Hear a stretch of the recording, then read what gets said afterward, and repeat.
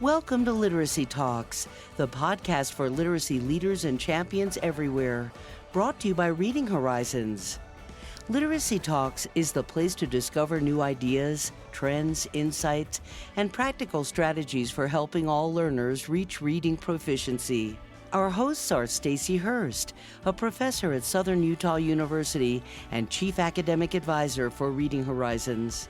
Donell Pons, a recognized expert and advocate in literacy, dyslexia, and special education. And Lindsay Kemeny, an elementary classroom teacher, author, and speaker. Now, let's talk literacy. Welcome to this episode of Literacy Talks. My name is Stacy Hurst, and I'm joined by Donell Pons and Lindsay Kemeny. As you know, if you listen to our podcast, we take turns leading discussions, and today it is Lindsay who will be leading our discussion. So, Lindsay, what are we talking about?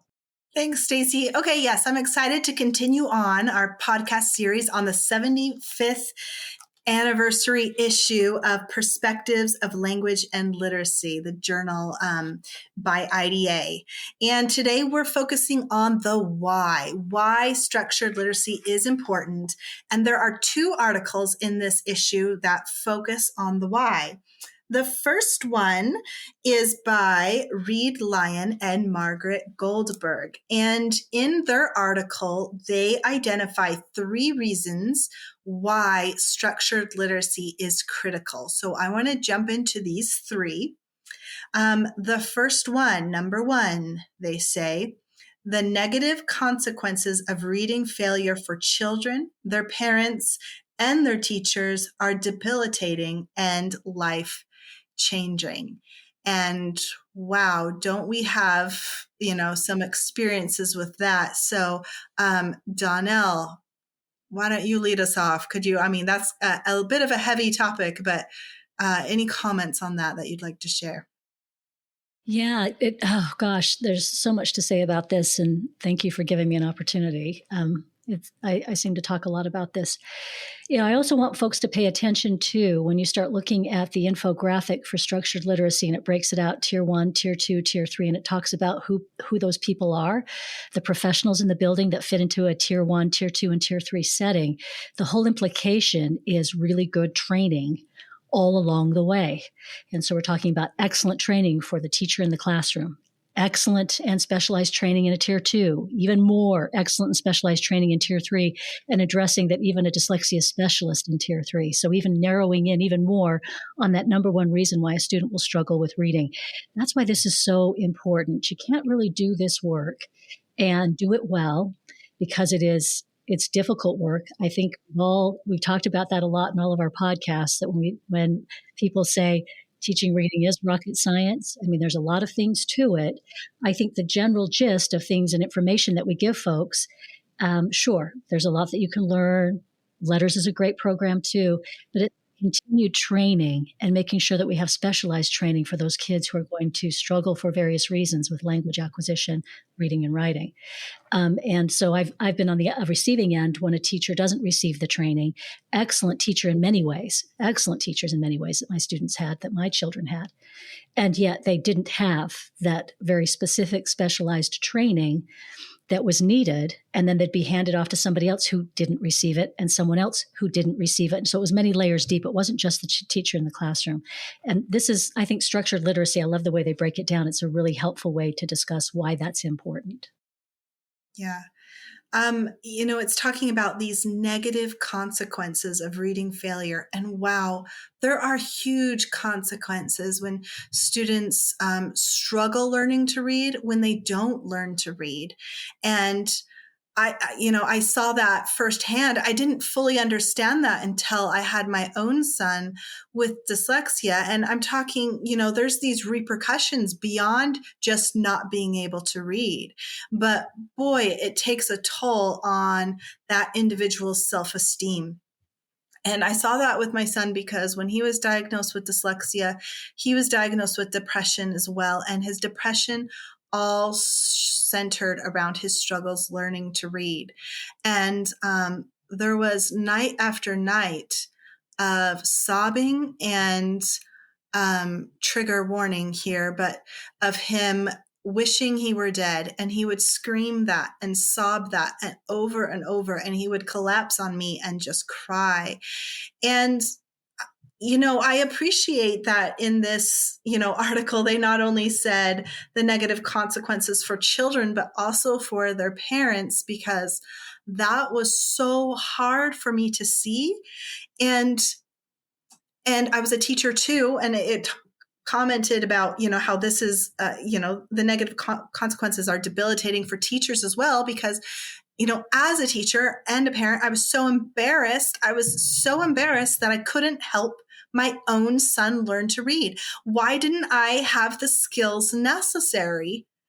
The basic skills. I went to college to get, and studied elementary education. Why wasn't I taught these basic skills for how to take a non-reader and help them grow into a proficient reader? And so, it affected my son. It affected me as a parent. I felt terrible. It affected me as a teacher. I was angry. And then I was guilty when I learned that some of the things I had been taught were not aligned with research. They had been debunked by research. I mean, I can't describe how angry I was about that. And, and then I saw, because we did all these things. And when he started this suicide ideation, and he did, just everything he was saying and he was doing. Of course, we took him to therapy. We got professional help, because I'm like, this is beyond me. I started off on my own trying to do little things to help his depression. And then when it got so bad, I'm like, I need help. But out of everything that we did, the ability to read is what helped him the most. And I feel like if I say that, people could brush that off or be like, oh, whatever. It's not just reading, it's not just reading, but it really was. It was because his confidence grew when he could see that, hey, I'm capable of this. I'm not dumb. I have the skills now. I can work on these skills, and now I can read. And as his reading improved, his self-esteem improved. And, I think you hear stories, you hear about a school to prison pipeline, and that pipeline, that is huge for these kids who can't read. Because why? Because reading opens up opportunity.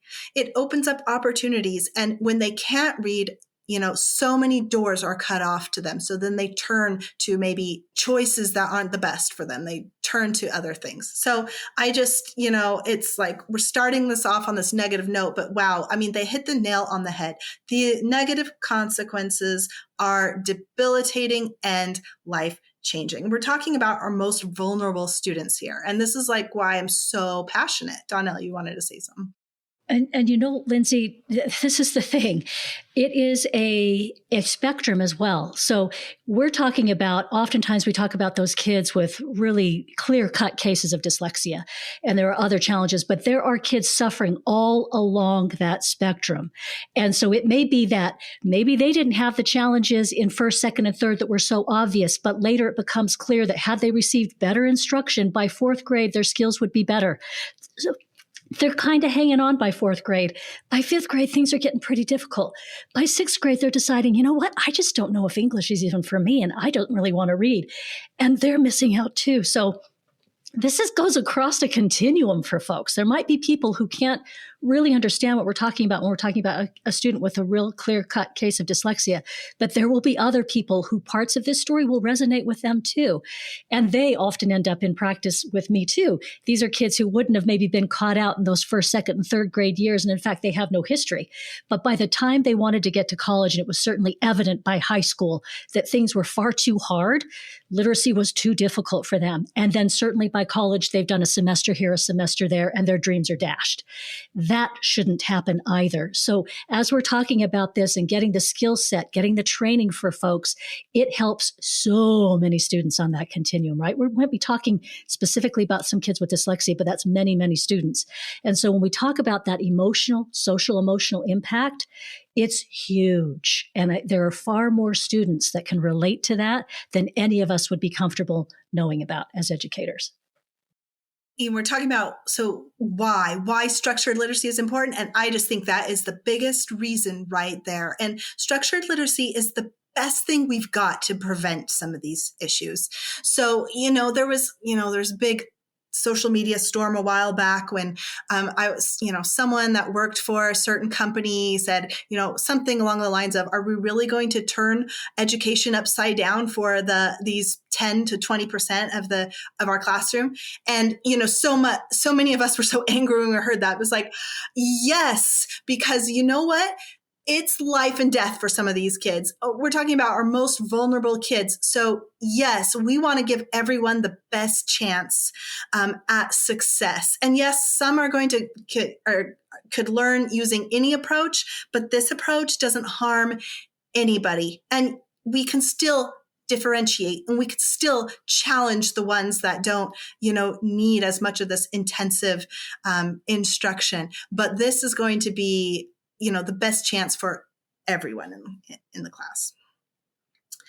So number two, their second reason for why structured literacy is critical is they say there is extensive replicated research that shows children can and must develop proficiency in the reading-related language domains included in the structured literacy models.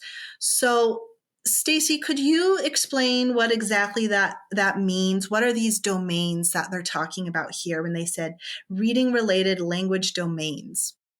Yeah, and I'm actually just turning in my issue to page 45, which actually covers those domains of language. So phonology, morphology, syntax, semantics, and one that I often overlook, pragmatics. So I think that's really important, including discourse. And they talk about how those are different in spoken language, related to listening and speaking, and written language with reading and writing. Yeah, maybe explain pragmatics in case some of our listeners aren't familiar with that. Yeah, I think of pragmatics as how to know when to use which aspect of language that we're talking about. Differences between if you're writing, let's say in writing, and you're writing about a conversation, that's discourse.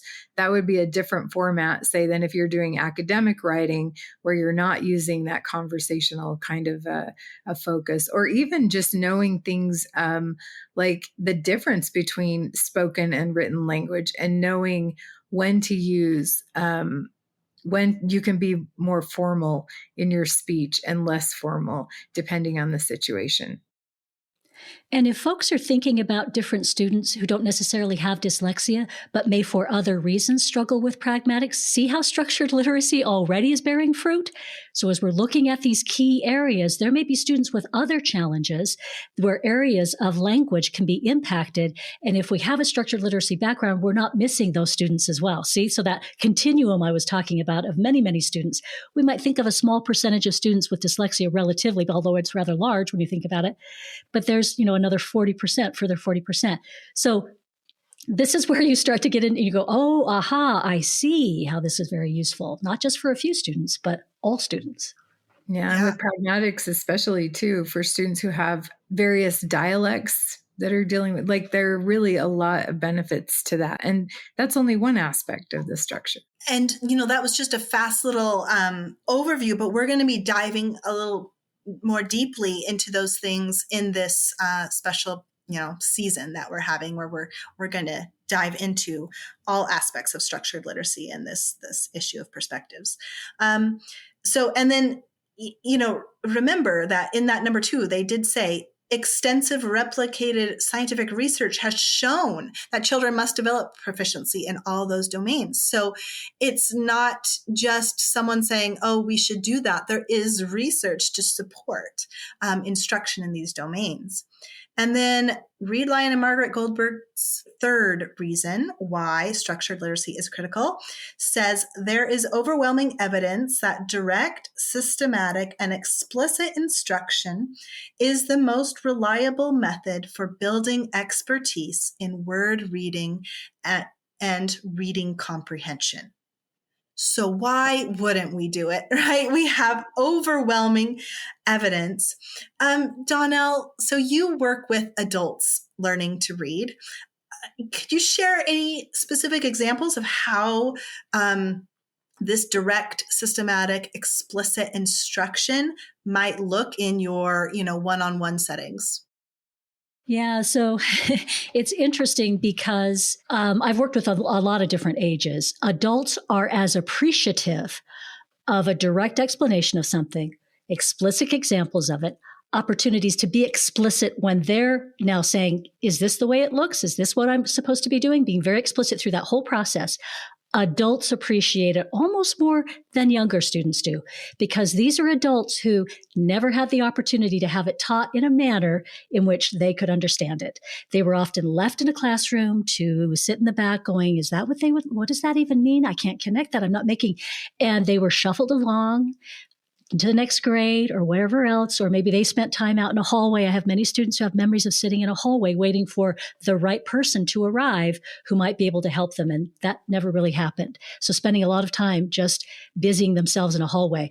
They're every bit as engaged. It's really interesting to watch. Adult students are hungry for this type of teaching where you're direct and explicit with what it is you'd like the student to do, create opportunities where they can be direct and explicit back with is this what you would like? Is this how it is done? And you have these conversations and they're able to master that particular point before you move on. It's beautiful to watch. Yeah. We can all appreciate it, I think. I remember sitting in a professional development class. I was sitting next to my sister, and she leaned over and she was like, teachers need explicit instruction too. Like, just tell us what to do. Just explain it to us. So, we can all benefit. Stacy, how do you teach your pre-service teachers the importance of this direct, systematic, explicit instruction? The same way. In fact, I start by teaching them explicitly, directly, and systematically. Many of them don't know something as simple as the fact that we have 42 to 46 phonemes in the language and over 250 spellings for those. That fact alone, which might seem minor at this point in our careers, to them is an aha moment. And, there's structure to it.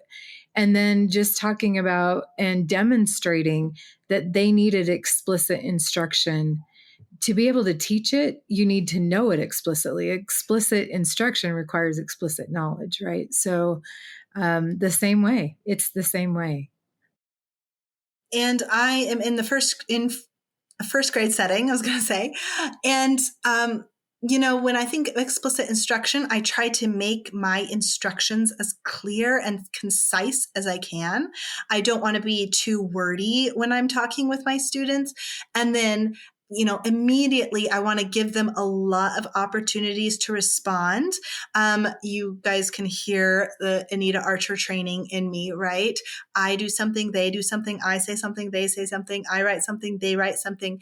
That is where the engagement comes in. And you don't need a super creative, fun activity or lesson to get students engaged and learning. We want those learning outcomes. And as we increase the amount of opportunities they have to respond, we increase the learning outcomes. And then of course, if they don't understand something, I'm going to explain it again, but always trying to do it as clearly as I can.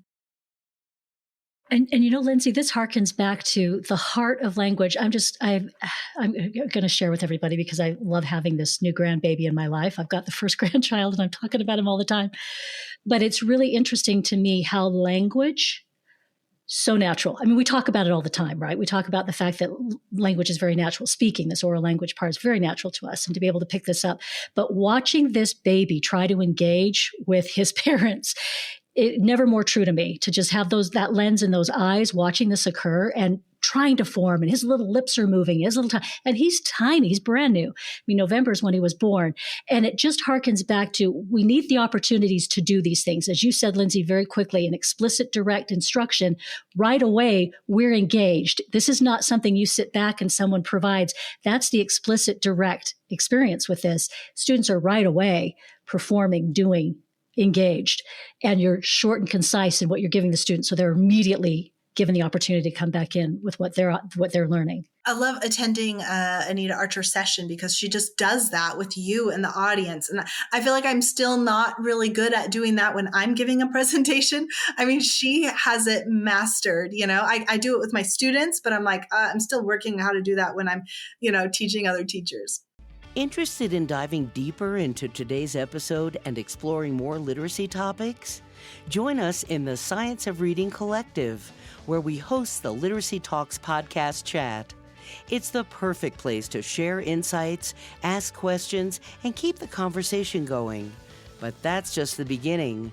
When you join the Science of Reading Collective, you're stepping into a vibrant, dynamic community explicitly designed for literacy champions like you. Access decodable texts, sound wall resources, and professional learning in our AI-enhanced community, all brought to you absolutely free.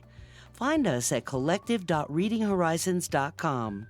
Join the Science of Reading Collective today and be part of a movement that's eradicating illiteracy. That's collective.readinghorizons.com. Okay, so we're going to be talking with Margaret Goldberg in our next episode. We're going to talk more about this article that she co-wrote with Reed Lyon, as well as her journey and the wonderful work that she is doing. So let's move on to the second article on the why of structured literacy, which is written by Kareem Weaver, called Inclusivity and Excellence, Why Structured Literacy is Essential to Safeguard Students' Civil Rights. So I've seen, a lot of times I've seen science of reading being criticized that it's one size fits all, right? And especially when there's a script and then you see it kind of, a lot of people harshly judge that. And I love that in this article, Weaver says, teachers' adjustments can occur from a well-grounded design that's intended to get the greatest number of children to read. We talked a little bit about that just a few minutes ago, right? This is our best chance at getting the greatest number of children to read. And we need these well-designed, research-based programs. But that's not all we need, because we have to, as teachers, we have to make adjustments, and we need the flexibility to make those adjustments and go off the script a little bit when we need to. Louisa Moat said, programs don't teach, teachers do, right? But we need, as teachers, we need to be well informed so we understand what to do when we need to go off the script, or when we understand maybe what's missing in a program. I attended a session by Jamie Peevler last year, and I love this analogy. I think I talked about it on here, but she talked about how a program is like a roadmap. Right? You have this roadmap that's going to tell you what to do, but it's not a GPS. It's not like Google Maps. So it's not going to tell you what to do when something goes wrong, whereas when you are using Google Maps to drive somewhere and you take a wrong turn, it just takes a second, reroute, and it's going to help you get back on track. And that's the job of the teacher. That's kind of what we need to do, right? Is to know those things and what to do. So I've never used a program where I haven't had to adjust something. I've always had to make an adjustment. I mean, that being said, there's definitely programs that are better than others. And some I have to make a lot of adjustments to, and some not so many. So could either of you share an example of an adjustment you've had to make when using a program? Yes. And it'll just be a matter of deciding which one, right? Because you always have to make adjustments. I feel like, and sorry, the question caught me off guard only because my mind was thinking about AI. We're living in a world where companies are claiming and aspiring to being able to make those adjustments based on AI. But I go back to, we've jokingly referred to him on our podcast as Donell's boyfriend, but Stanislav Dehaene's book, How We Learn, and he addressed that. But AI is only as good as the input it has, right? And so as teachers, we know currently, if we have the information, we know how to make adjustments to a program. I would say one off the top of my head that I can think of, no matter the reading program I've used, I've always had to infuse writing intentionally. It's not always included. So I always have to extend it that way, for example. But that's just one example. And until, AI knows what we know, which we'll never, that's an unconstrained skill teaching is. So I don't think AI will ever really know how to adapt as well as a knowledgeable teacher, honestly. I don't know. Sorry to throw AI into that question, but it's a good one because I don't think there is a program, to your point, Lindsay, that you wouldn't have to make a change to. Well, and AI doesn't know my students. AI doesn't know that, oh, I know this one struggles with this and I'm going to need to do this because I saw this. Doesn't know the reading behaviors, And, I tend to have, because we've had this conversation before, and I'm just going to put a plug in there and hope that one day we get an AI version none of us are familiar with, we couldn't even conceptualize, because I think that would be truly the equalizer.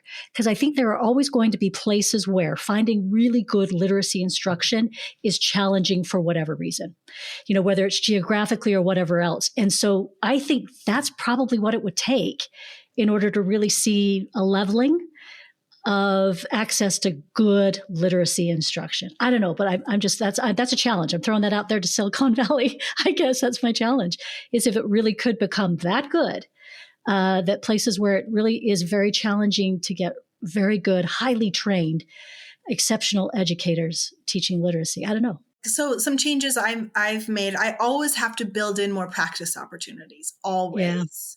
Yeah. And, and that makes sense because all kids need different amounts of practice, right? So I love when a program has, an extra bank of words that you could use, an extra word chain, some extra connected text that you can use because, kids need varying amounts of practice.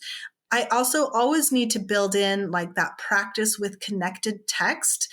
Sometimes that's not built into the lesson at all. And it's just kind of also here's a decodable or whatever.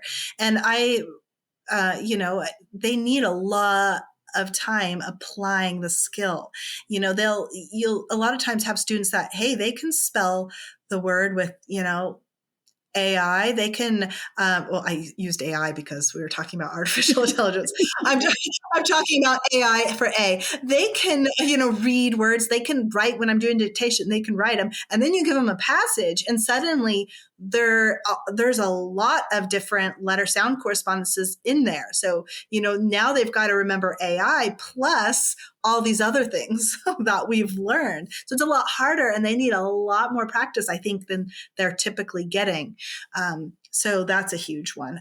Dictation, like Donell was talking, Stacy, you were mentioning writing, and that's just one part of writing, but I've had to build in dictation a lot when it's not in the lesson. I do it every day anyway. You know what? A lot of programs also don't account for fluency or automaticity. They're just hyper-focused on accuracy. So as a teacher, you have to be aware. That's where the practice comes in, I think. Yeah, exactly. I think everything we've said actually could fall into the realm of practice and like making sure they can transfer it, generalize it. Yeah. And it's understanding which students are going to need what kind of support, because maybe it's a bigger cognitive load for some of those students, executive functioning at play. There's just so many aspects, as you say, knowing those students.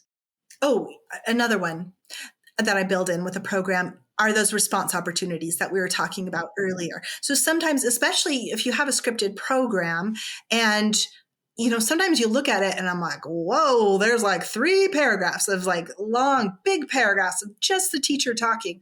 Okay, if I do that, just how it's written, my students will be checked out and bored to tears. They won't be listening to anything. So I've got to, build in, even if it's just like, some people think shooting stars is, are meteors, are really stars, but they're actually meteors. What is it? Just a little quick, what word? Meteor. What's a meteor? I didn't get to that, but yeah, it's a space rock. So, what's a space rock? A meteor. Just building in little things, you can tell like what we're learning about, because that's what I'm today we're talking about space, but just building in it can be so easy. It can just be echoing something you just said. Anything that you can do to bring that engagement. Okay. All right. So here's a quote from Kareem Weaver. He says in this article, calls for equity without ensuring that systematic, direct, explicit instruction is provided open the door for bias and assumption to enter into the classroom. So I'm going to read that one more time. Calls for equity without ensuring that systematic, direct, explicit instruction is provided open the door for bias and assumption to enter into the classroom. So what do you guys think he means by that? And could you share an example? Donell, why don't you go first? Yeah, I mean, I think you can take this a few different ways, and I really appreciate him because it's a kind of a nuanced sentence that he's provided there. But I think it's interesting that inevitably, if you don't have appropriate training and background, and again, if you haven't had the opportunity to teach in such a way where you know that you can reach every student, right? You know you can. Then that's the room where we might make assumptions or have ideas about students and what they're capable of because we don't know any better. And so oftentimes, I think that's often a reason why we fall into saying things about students that are just erroneous things about not spending enough time doing this. And I think they might be speaking a different language at home and that might be impacting. So we're saying things that we fall back on because we don't know better. Yeah, certain populations, I am thinking about my time as a literacy coach and the times that educators would make a comment referring to a student because of their socioeconomic standing or otherwise and say, oh, that student will always be behind, or that student will never learn to read. And those are the kind of very dangerous assumptions I think that he's talking about. Something else that came to my mind were some of the conferences I've attended as an educator over the years. Over 20 years. Oh my gosh, let's not do that math. But that I know because I came into education with also a sociology degree. And I remember attending some conferences where the focus was so much on what he's saying, what other normally people might have a bias towards a certain population or something. I remember sitting in those conferences and agreeing with everything that was being said. And yes, we need to be aware and we need to address the needs.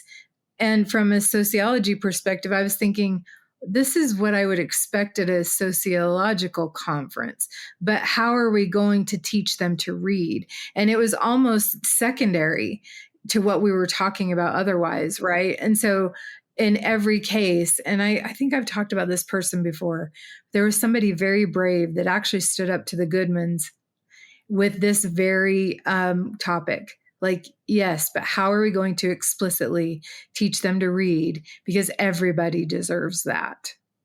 And it was pretty much dismissed because we were focusing on other things in place of, or not giving credence to the fact they need direct, explicit instruction. Everybody does. And I'm also thinking about assumptions of kids, kind of going back to the beginning of our conversation.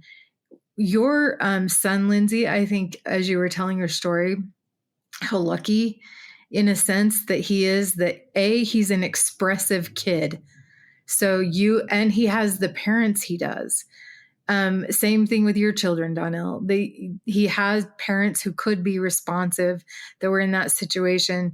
But how many times are students suffering in silence because they're not going to say anything and their parents or their teachers may not know enough to pick up on it.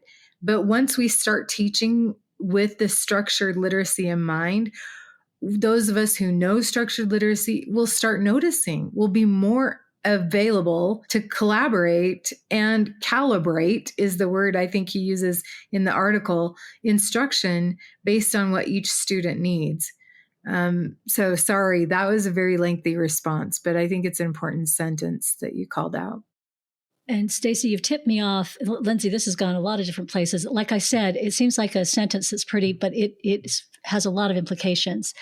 And it made me think of when you were saying, oh, Lindsay, your young man was so lucky to have, and Donell with you too. And I remember having a conversation with, it was a school mental health professional. And she was asking the question of me genuinely, okay, so tell me a little bit of this background about what you did in order to help your son become a reader. This is all the way down the road after we've already gone the whole journey. Please tell me a little bit about that journey. And I start naming off the first year that, we realize that I go back to school, the double master's degree, the teaching, the special education certification, all the publications, me driving around the country, all the different trainings, and tears start rolling down her face. I was kind of shocked myself. And these tears rolled down her face, and she said, I cannot even imagine what you had to do in order to help your child learn to read. I don't think I've ever heard anything so overwhelming, she said. I don't think I've ever heard anything so overwhelming. That should not be. So that's what we're talking about here when we're talking about well-trained with what we know is the way to teach, is sparing people that experience. Yeah, powerful words. I love, Stacy, you saying everyone deserves to read. Absolutely. And yes, I've often thought, I will always be there for my son. I will always be advocating for him. And I've often thought, but who's going to advocate for everyone else? And there's these students sometimes that come, this is why I'm teaching, because I have students sometimes in my classroom, and I have to advocate for them, right? And not only am I going to, teach them explicitly and systematically because this is their best chance, but I may also additionally need to advocate for them, set up things to have in place as they go throughout their school years. And it's just so important. And thank you both for everything you do and for this conversation, and all of our listeners. Just the fact that you are listening to a literacy podcast in your free time speaks volumes about the type of educator you are. And so we're so grateful, and we hope just more and more will learn about structured literacy and understand why it's important. Because if you don't understand why it's important, you're not going to really give it your best effort, most likely, right? So these two articles and understanding the why are huge. Kareem says, structured literacy is anti-exclusionary. All kids by design are included in the scope and sequence. Absolutely. We want all kids to learn to read. They all deserve it. And so thanks for this conversation, you guys, on the why. To our listeners, if you haven't read these two articles, remember, you can download a free copy of this edition of Perspectives of Language and Literacy.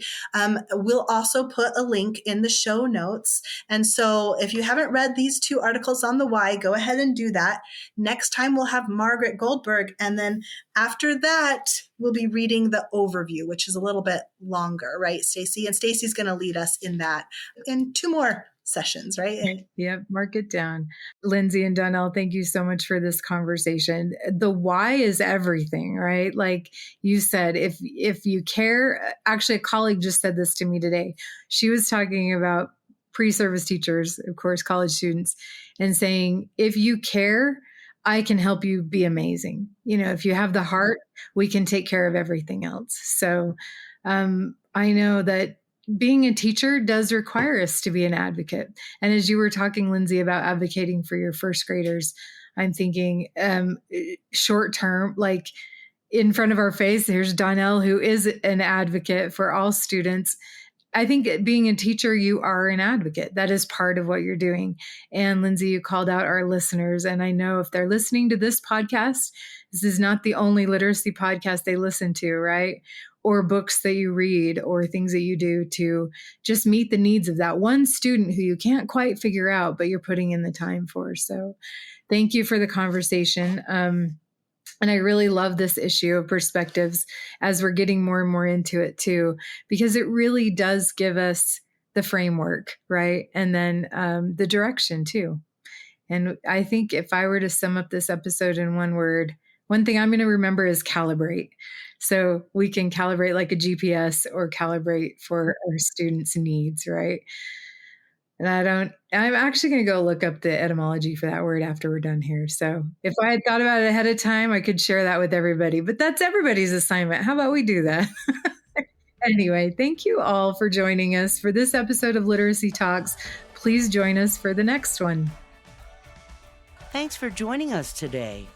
Literacy Talks comes to you from Reading Horizons, where literacy momentum begins. Visit readinghorizons.com/literacy talks to access episodes and resources to support your journey in the science of reading.